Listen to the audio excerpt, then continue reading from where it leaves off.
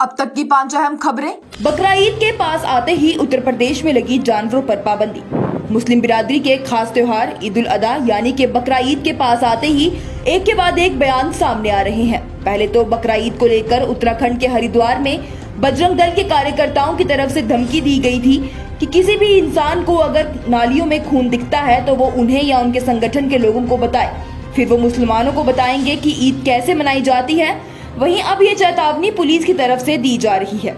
आपको बताएं तो सोशल मीडिया पर ये वीडियो बड़ा तेजी से वायरल हो रहा है, जो कि उत्तर प्रदेश के मुरादाबाद के एकता विहार कॉलोनी का बताया जा रहा है, जहां कॉलोनी के बाहर पुलिस की तरफ से रास्ते पर पहरा लगाया गया है। और वहीं वीडियो में पुलिसकर्मी कहता हुआ नजर आ रहा है कि कॉलोनी में पूरा ध्यान दिया जाएगा कि कोई भी बकरा, बकरी, मुर्गा, भैंसा या कोई भी जानवर अंदर ना जा पाए, क्योंकि ये इंतजामिया की तरफ से हुक्म दिया गया है और अगर कोई भी जानवर अंदर चला गया तो उसके खिलाफ कड़ी कार्रवाई की जाएगी, क्योंकि ये कॉलोनी लोगों के रहने के लिए है, ना कि जानवरों के लिए। और इसे देखने के लिए पूरा दिन पुलिस पहरे पर रहेगी। इस वीडियो के वायरल होते ही लोग इस वीडियो की कड़ी मजम्मत कर रहे हैं। बिहार में बजरंग दल के कार्यकर्ताओं ने जबरदस्ती मीट की दुकान हटवा दी और साथ ही बाकी मीट के दुकानदारों को भी धमकी दी। बिहार के मुजफ्फरपुर में आज बजरंग दल के कार्यकर्ताओं ने जबरदस्ती एक मीट की दुकान को हटा दिया। आपको बता दें तो इस दुकान को हटाने को लेकर दोनों पक्षों में काफी बहस भी हुई, लेकिन फिर भी बजरंग दल के कार्यकर्ताओं ने आपसी एकता दिखाते हुए दुकान को हटा दिया, क्योंकि उनका कहना था कि ये दुकान वहां स्थित एक मंदिर के पास है, तो ऐसे में वो मांस की दुकान को वहां नहीं रहने देंगे। साथ ही साथ उन्होंने इलाके के बाकी मंदिरों, अस्पतालों और स्कूलों के पास में खुली मांस की दुकानों को भी बंद करवाने की बात कही है और ये धमकी भी दी है कि खुद ही दुकानदार वहां से दुकानें खाली करके चले जाएं, क्योंकि वो लोग सनातन धर्म पर हमला बर्दाश्त नहीं करेंगे।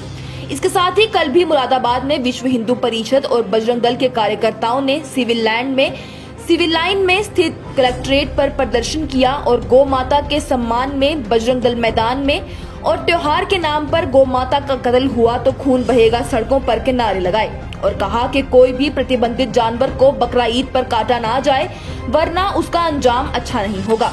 साथ ही साथ उन्होंने ये भी कहा था कि सावन में कावड़ यात्रा जहां से निकलेगी वहां पर पड़ने वाली मीट की दुकानों को बंद करवा दिया जाए और ईद पर हिंदुओं के पूजे जाने वाली गौ माता की बलि ना दी जाए और जिन जानवरों की भी बलि दी जा रही है उन्हें भी खुलेआम सबके सामने ना दिया जाए। फरीदाबाद में भी मस्जिद के इमाम समेत कई लोगों को पीटकर उन्हें ईद की नमाज न पढ़ने की दी गई धमकी। मुस्लिम बिरादरी के लोगों और उनके मजहबी इदारों पर हमले होने की वारदातें अब रोज पेश आने लगी हैं। चंद दिन पहले भी एक मामला सामने आया था, जहां राजस्थान के अलवर जिले की पहाड़ी पर बनी एक मस्जिद को आग में डाल दिया गया।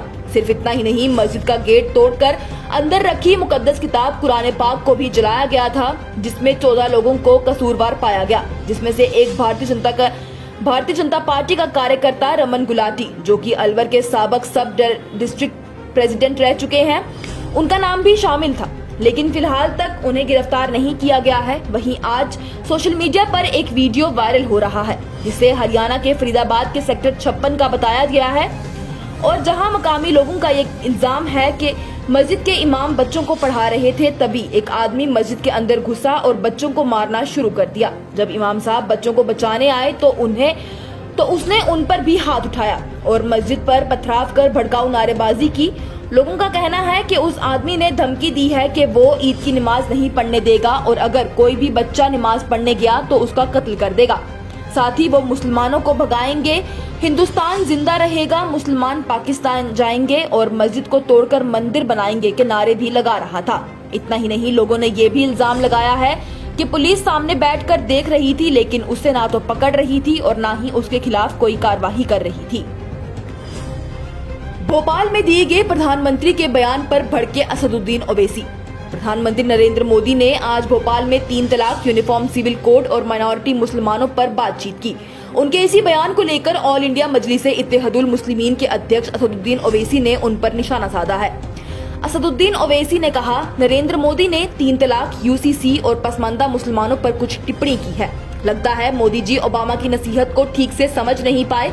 मोदी जी, ये बताइए कि क्या आप हिंदू अविभाजित परिवार यानी कि हिंदू अनडिवाइडेड फैमिलीज को खत्म करेंगे, जिसकी वजह से इस देश को हर साल 3064 करोड़ का नुकसान हो रहा है।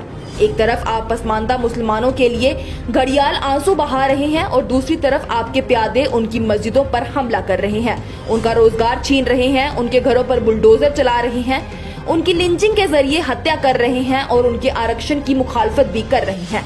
आपकी सरकार ने गरीब मुसलमानों की स्कॉलरशिप को भी बंद कर दिया। उन्होंने कहा, अगर पसमानदा मुसलमान का शोषण हो रहा है तो आप क्या कर रहे हैं? पसमानदा मुसलमान का वोट मांगने से पहले आपके कार्यकर्ताओं को घर घर जाकर माफी मांगनी चाहिए कि आपके प्रवक्ता और विधायक ने हमारे नबी करीम सल्लल्लाहु अलैहि वसल्लम की शान में गुस्ताखी की है।